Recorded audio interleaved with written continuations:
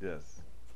Um, I was intrigued by that story that you told with the gentleman who, at the point of death, focused on the name of God, and somehow that was able to, how do you say, expedite or Atone.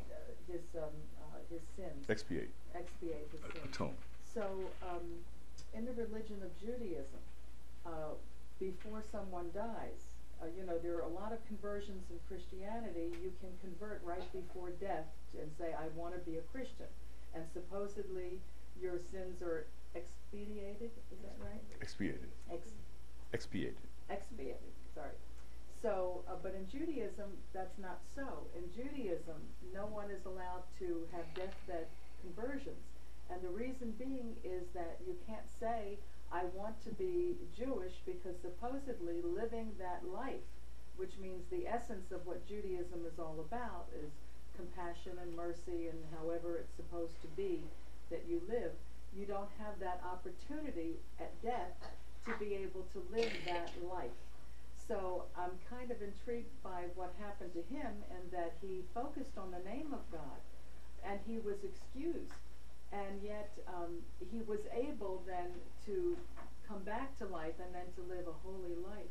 So question is it the belief in God that is doing this? I'm a little confused with the different religions. And of course, not all the religions are practicing truth. I understand that.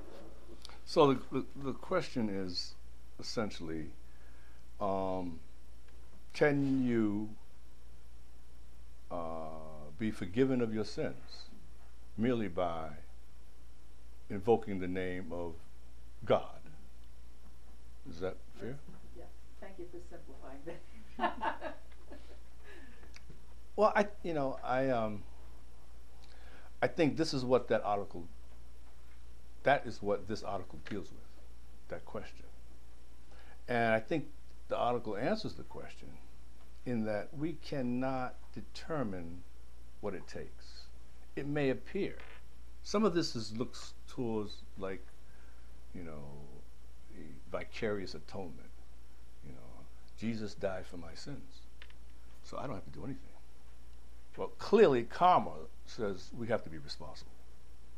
But this seems to indicate that it's not any one thing that we do in any one lifetime. It's what we do overall. And it's what our intentions are when we do. And we are going to make mistakes. And we are going to fall. But it's what we do after we do that. Whether we get up and continue to follow the ills of our ways, or do we find another way, which is what Jamila did. So, and prior to that, he had a whole life of devotion. He was 19 when he fell, when he had this problem. He was a young man.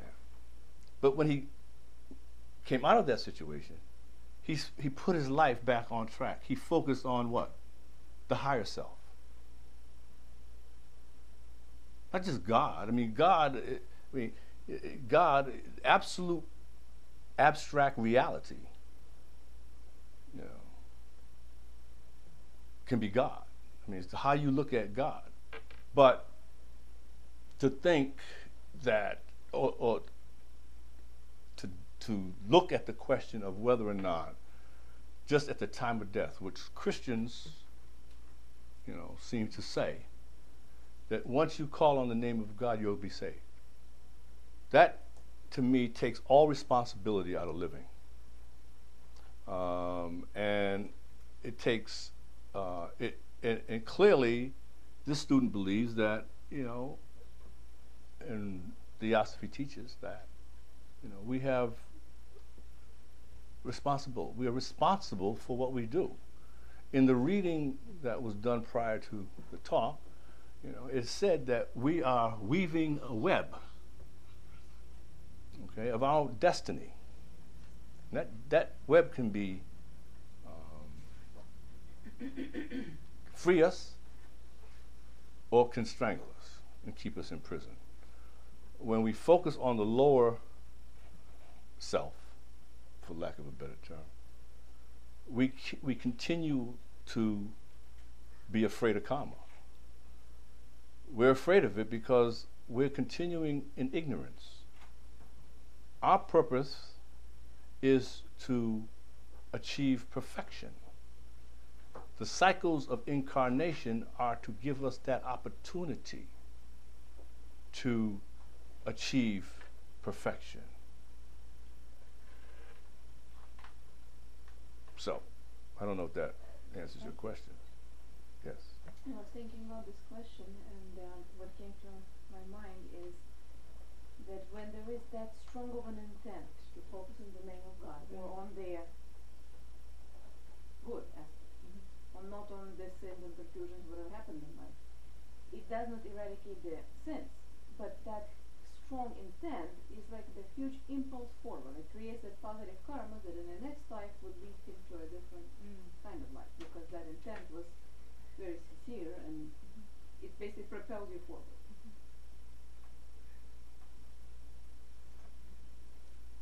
Yes. Is there anybody else? Not yet. So I was thinking along the same lines that maybe it's a matter of surrendering to that force. It's a matter of giving, when someone has that intent, it's a matter of giving up the willingness to give up ego. You know, to say, I surrender to your will, and I surrender to live a life. You know, if I have that opportunity to live a life that is in alignment with your will. So maybe that's what we're talking about is intent. And then the other thing I wanted to say is, many years ago I was writing to someone who was a theosophist, and I asked that very question: what can you do to expiate any sins or anything that you have done to wrong someone? Is it possible within life to actually do that?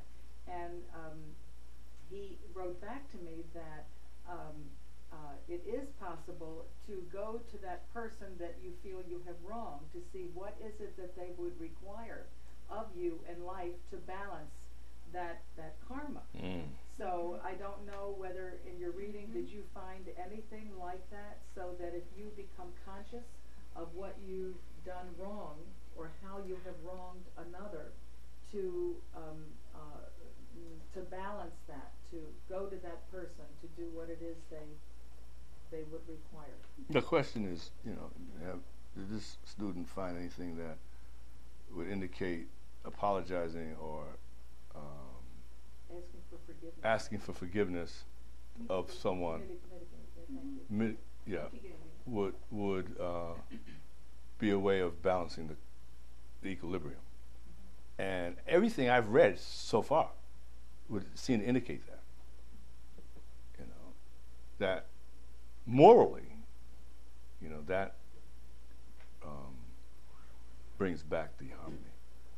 Yes. I read an entire study on apology, what apology is and what apology is not. It was very fascinating, and had different examples that sometimes people would say, I'm very sorry what I have done, but I felt this way because, and that's not an apology.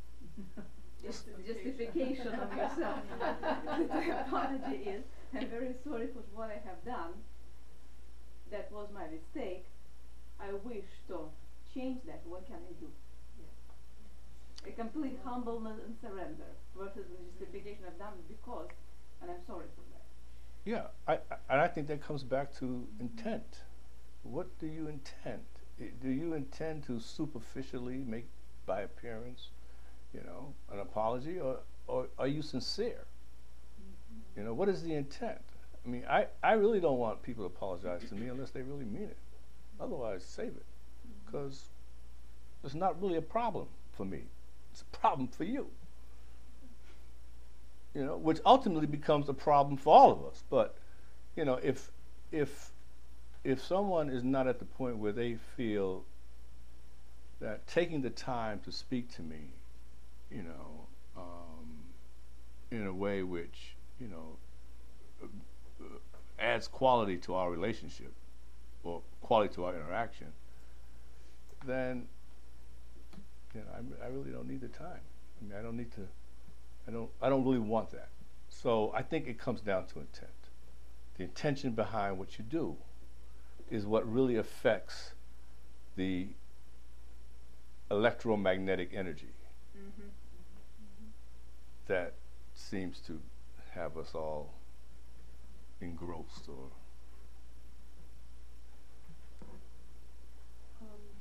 Philosophically speaking, everything we think, everything we say, everything we do is recorded.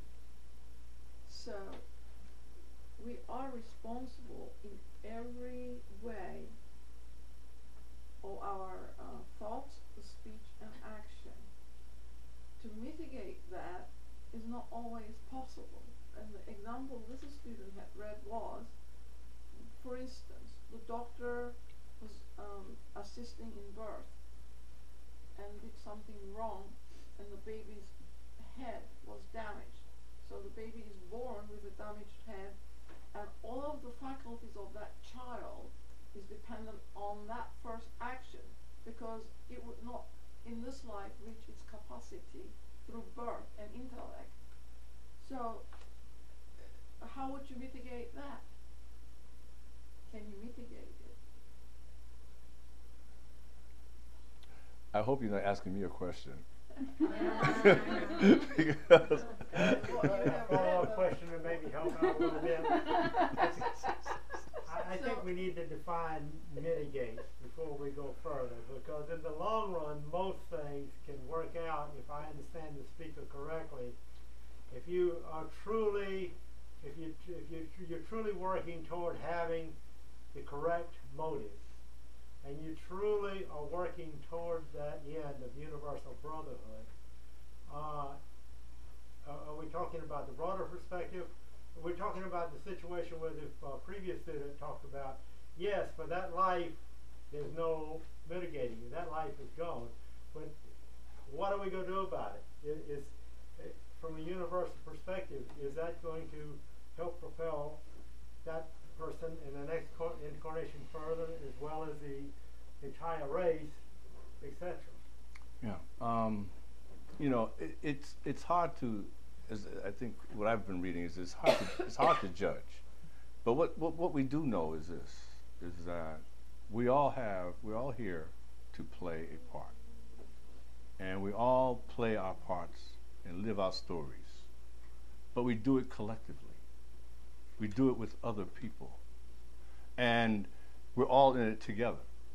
So if we are respecting ourselves, if we have a sense or seat of self-respect that allows us to respect others, then whatever we do when we come in contact with others, whether it's, you know, positive or whether it's negative, we can do something about how we interact and what karma we create, what level of or quality of life we have with each other. So we're all just playing parts. I don't think any one particular mistake is going to doom someone to a life of or lives of punishment. I think that sometimes things happen for reasons that are related to lives that have gone before that we can't explain.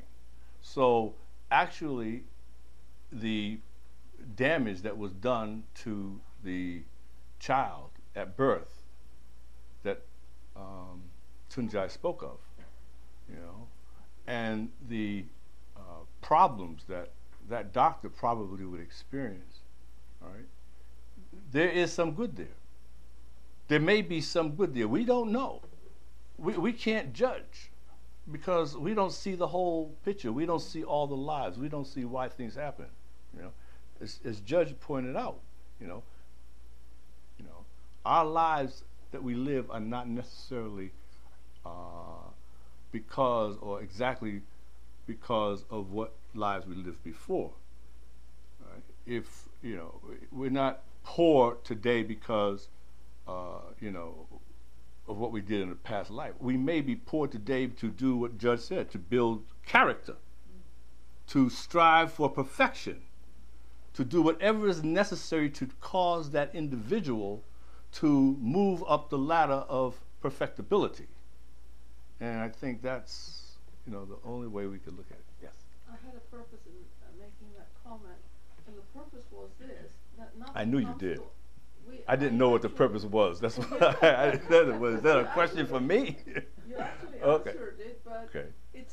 it makes a statement that nothing comes to us out of the air, that whatever comes, for instance, the parents and the child are linked, the doctor and the child and the parents are, in this case, all associated with one another, and that nothing can come to you unless it is your just due. The student has found it helpful from time to time when in a situation where one is uncertain or doubtful to say. Could you speak up a little bit? Sure. The student has found on occasion, when in doubt or questioning one's circumstances, to say, for what reason did I draw these circumstances to myself? Why are these particular people and I involved in this particular situation? What can I try to draw from looking at it, stepping outside, and instead of just feeling how maybe frustrating or reactionary, but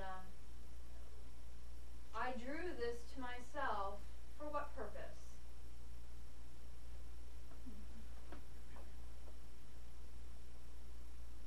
Yes.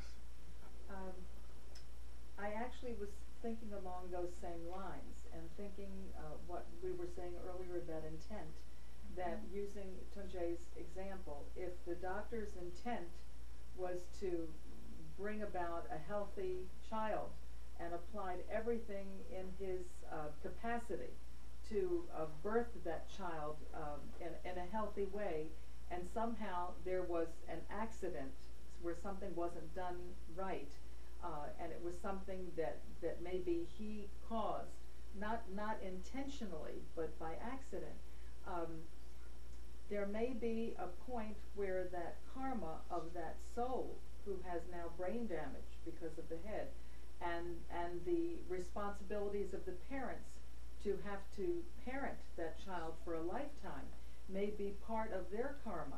So even though we may be thinking that we're making mistakes, I wonder if there's a way that that karmic law works through us to actually bring about a justification to the people we have supposedly wronged. Do you know what I'm saying? It's sort of like we have the intent, we think, to do the right thing, and somehow, or maybe we have the intent and lose our temper and do something, maybe that impulse to be that way might be the very thing that is karmically justified for that particular person. Or, do you know what or I'm saying? maybe, or, Maybe not justified. And maybe So not, and or- maybe not. Of So you're course. saying sometimes we're agents of karma. Thank you. Is that possible? Yeah. Yeah, it is possible. well, in my readings, I found that it is possible, but I don't think I can comment I can't elaborate any further on that. But it seems to indicate that there are karmic agents, that can affect karma, and usually these people are highly evolved, and just by being in their presence may be enough. But the powers of their words and the things that they say, and the powers of their vibration can mitigate or ameliorate karmic effects. Would you say that karma, would be like a law of nature? I think you said something to that effect. There's no karma. Mr. Judge said in his aphorisms, I believe, that there's no karma unless there's someone to. There's no produce that karma unless there's a being to make it A or being. feel its effects. being. So karma is a law of nature, then, right? And is there any such thing as an accident in nature? Or is it such a situation where we have not developed our inner powers, which we all possess. We all have these powers, but some of them are latent, to recognize why this thing occurred. And therefore, we cannot sometimes understand why something happened to us, or why something maybe good occurred as well. Well, this student. That's why he talked about the balance sheet or something you read about. It's not that the answer is not there; it's that we don't perceive it yet. The answer is always there if I understand the laws of nature correctly. The answer is always there. It's our perspective that really makes the difference. Now, and we are only going to have a limited perspective. But underlying what you're saying is we have powers. I mean, man, the individual, if we have not been able to figure it out yet, is very significant in this creation. And we have powers. The soul has powers. Powers of one power we have is to accept.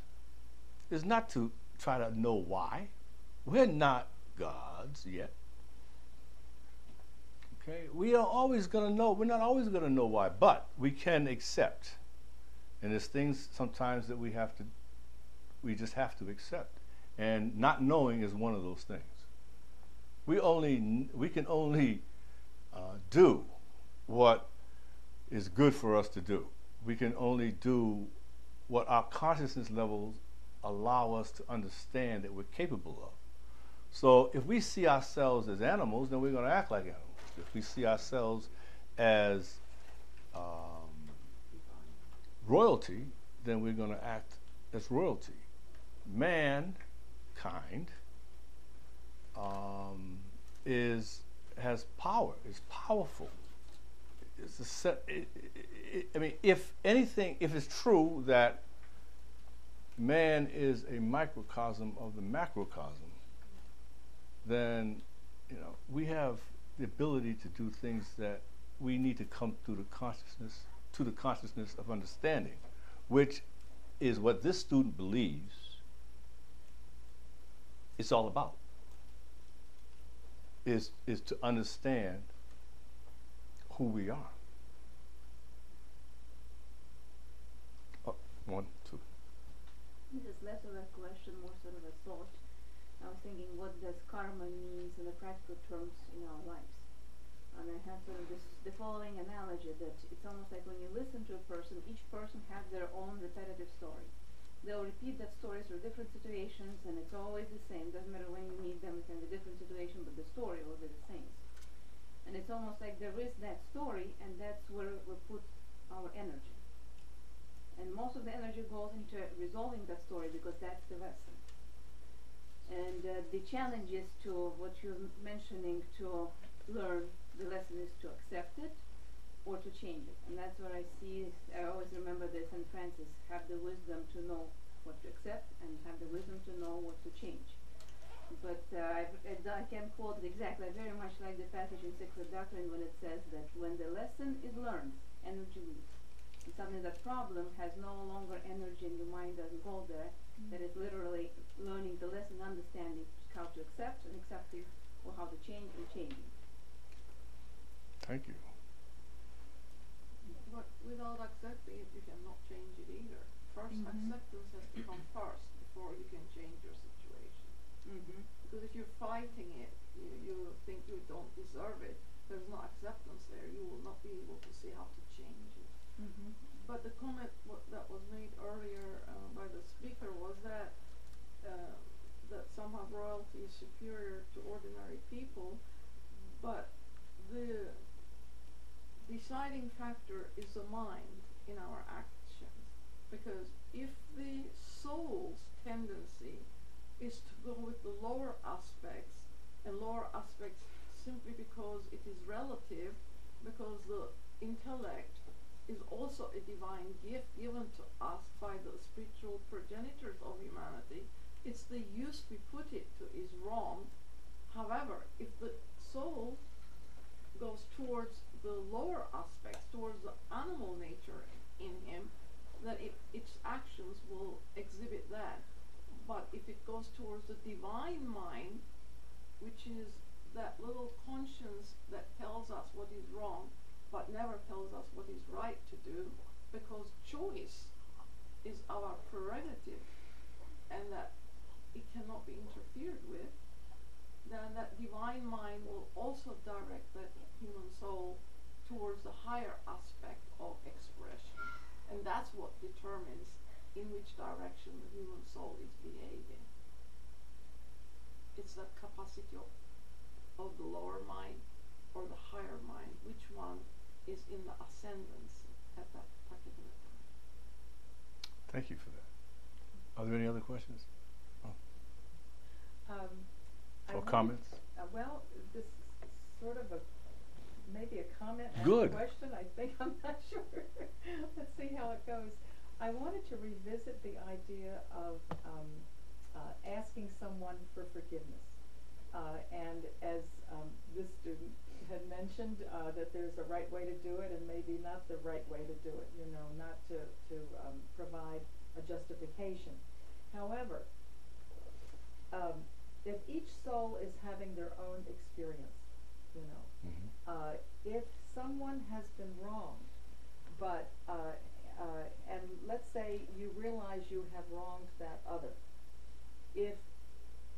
wouldn't it be helpful to that soul you have wronged to know what the circumstances were? In other words, that soul, as you mentioned earlier, the speaker mentioned earlier, has a limited experience of what they know, given what their part is. Mm-hmm. They may not be privy to that other's experience of what was going on with them at the time they were wronged. Wouldn't it be helpful, in other words, if the intent is to ask, genuinely to ask for forgiveness, genuinely to realize the harm that was done, Mm-hmm. but also to want to enlighten the other, not to excuse what they did now, Mm-hmm. but to explain to the other what the circumstances were at the time that may have caused that to happen. Mm-hmm. Do you see what I I'm do. saying? I do. But I have a question for you. Forgiveness. But then, But I have then now why would there not be any forgiveness if you do it in that way? Because what you have done, you already have done. You can only help change the outcome what you have done. The original act has already been committed. Mm-hmm. You cannot be forgiven for what you have done wrong. Mm-hmm. What you can do is change the outcome of the wrong done. And how are you going to go about doing that? And the student's comment was, are you going to justify it or are you actually going to solve it? For instance, let's take the doctor. Okay, he brought this child into the world and he did something wrong in the process. He can assume the responsibility that he has done something wrong and help in the expenditures of that child that will be a burden to the family, especially if the family is poor. There are things you can do, but in our society, the doctors pretend they don't have any responsibility. That's why this stuff is continuously going on. Our health bills going up because of people suing the doctors. But if the doctor assumes that responsibility willingly and says, I will help in whatever way he feels he can, then that is the correct orientations towards righting what was done, not maliciously, but unintentionally. Anyway, this is one example. To respond to you, I had a question, and the question was, is the wrong you're talking about a real wrong or a perceived wrong? And the reason why that question comes about is because when you're dealing with individuals, somebody may feel that you wronged them when you did something right for them. Somebody may take offense to something you've done, which you would apologize for, but still have an explanation. Well, this is why I did it. I apologize to you, because they have an ego problem. Mm-hmm. They have a weakness within their own personalities. Mm-hmm. So people take things, right or wrong, and you try to apologize. And, so the question is it a perceived wrong? Is it what the person perceives? Well, you did me wrong. Or you did something wrong to me. Well, maybe that person just has a huge ego and thinks he's the center of everything, and that you meant some harm to him by doing whatever you did. I think is a little different than what the other student next to you was talking about, and that is an actual wrong, and whether or not you're going to take full responsibility for that wrong, or whether you're going to try to, get around that. The law of karma says you try to get around that, you're going to pay for it anyway. But I think that's a little different than going to somebody to apologize for something. Josh. Just a quick thought on this idea of forgiveness, and that is that you can't be forgiven if you haven't been blamed. So this idea of forgiveness and apologies is a very human thing. It doesn't really enter into the sort of universal concepts of karma per se. It all kind of begins and ends in this ratiocinative thought world that we live in on a daily basis. It doesn't enter into sort of a higher realm, at least in this student's perception of it. So it's much like you said earlier, if someone comes to you with an insincere apology, that's on them. You haven't blamed them in the first place because you understand karma. You understand that things happen for reasons, and it couldn't have happened to you unless you in some way invited that karmically. So even though they may have perpetrated some wrong or perceived wrong against you, if you're not blaming them, then they don't. It's like it kind of just begins and ends with them. Mm-hmm. So any forgiveness we get is from our own higher nature, which is eternally forgiving. There's really no forgiveness that one person can give to another person. As long as you can give forgiveness only in as much as you have blamed someone for something, and that's all that realm of ignorance about karma. Right? It's just a thought that they're on there. Okay. Another comment. It's that there is an article by Mr. Dead where he says that sometimes when we blame the other person, we're truly projecting what's inside of us towards that person, that the fault really lies within myself. And he says, turn that critical eye from the other onto yourself and sit in quietude and see what your higher self will show you where you need to go with that. In meditation, for instance. And it does show you, because who is the witness on the scene? It's the higher entity, because it never sleeps, it's always there, it's the guiding force, it's the loving Father here in the heart, and so it is the knower, and it is guiding the external personality and slowly raising it up. It's not a one-step process, so that's Mr. Judge's recommendation, that you turn that critical eye on yourself and don't project what's inside of you towards the other person, telling the other person what they have done wrong, and ask yourself, why am I saying that?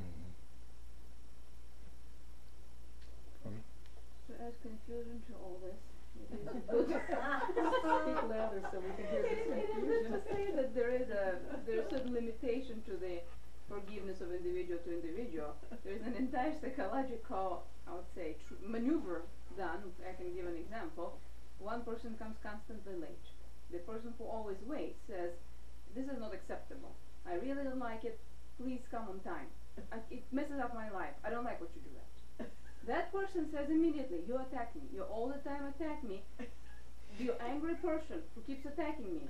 I feel guilt. I attacked. The original fault of the person goes unknown, and you apologize sincerely. You see the point? I do. It's the trap of egos of people who keep on going and attacking each other. That's excellent. That's very good. That's very good. Yes. To mitigate that situation, One time.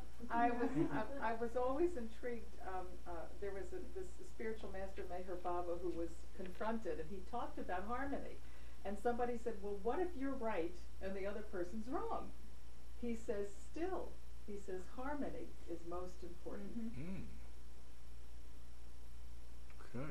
And that's as a theosophical perspective too. Harmony is very important, but it has to be based on right stuff. So, eventually, I guess we all get to by gently nudging and so forth, get each other to that platform where we're in the right philosophy and we have harmony.